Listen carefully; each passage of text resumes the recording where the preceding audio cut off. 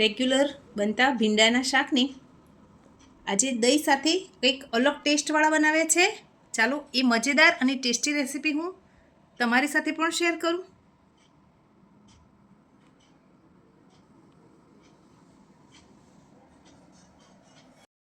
એક કઢાઈમાં આપણે તેલ ઉમેરીશું.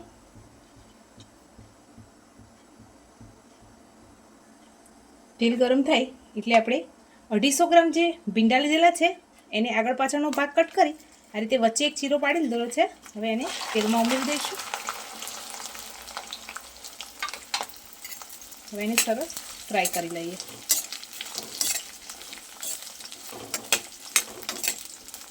આનાથી ભીંડામાં રહેલી કચાશ પણ દૂર થશે અને ભીંડા સરસ કૂક પણ થઈ જશે. વચ્ચે વચ્ચે આ રીતે હલાવતા જવાનું જેથી કઢાઈ સાથે ભીંડા ચોંટી ના જાય. ભીંડા આપણા સરસ ફ્રાય થઈ ગયા છે. હવે એને એક પ્લેટમાં નીકાળી લઈએ.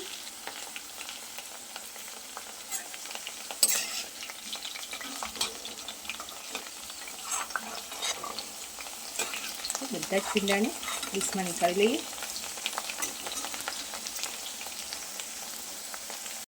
તેલમાં એક ચપટી જેટલું જીરું ઉમેરીશું. 2 તેજપત્તા ઉમેરીશું.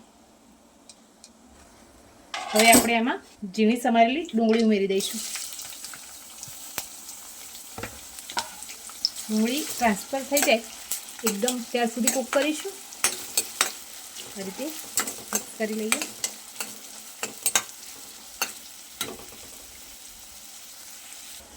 હવે આપણે એક વાટકીમાં એક મસાલો તૈયાર કરીશું.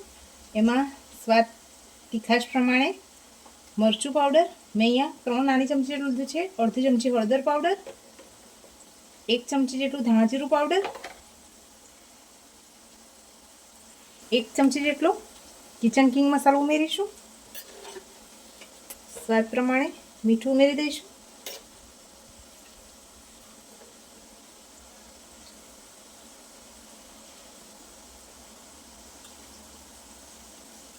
થોડું પાણી ઉમેરી અને એક પેસ્ટ બનાવી લઈશું.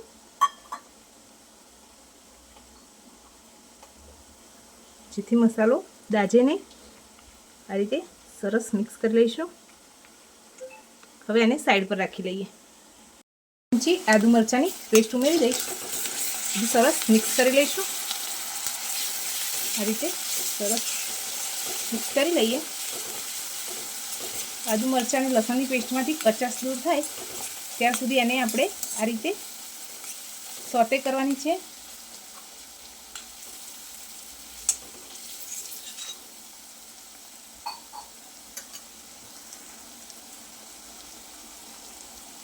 હવે આપણે પલાળીને રાખેલો મસાલો ઉમેરી દઈશું.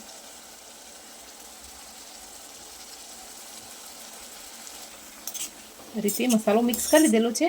હવે મસાલામાંથી તેલ છૂટું પડે ત્યાર સુધી આપણે એને ફ્રાય થવા દઈશું. લાસ્ટમાં અડધી નાની ચમચી જેટલો ગરમ મસાલો ઉમેરી બધો મસાલો ફરી એકવાર મિક્સ કરી લઈશું.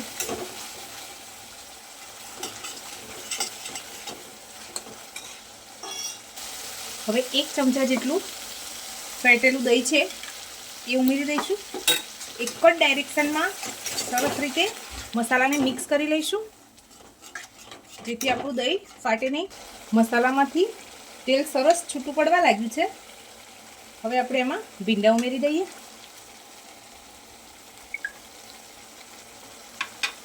સરસ મિક્સ કરી લઈશું.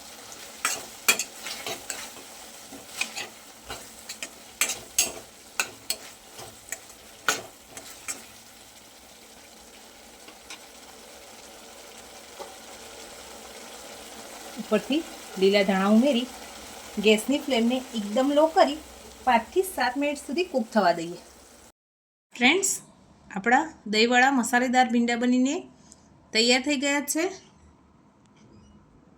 તમને મારી આ રેસીપી ગમી હોય તો લાઈક, શેર અને સબસ્ક્રાઈબ કરી દેજો અને કમેન્ટ કરવાનું તો ભૂલતા જ નહીં. Thank you.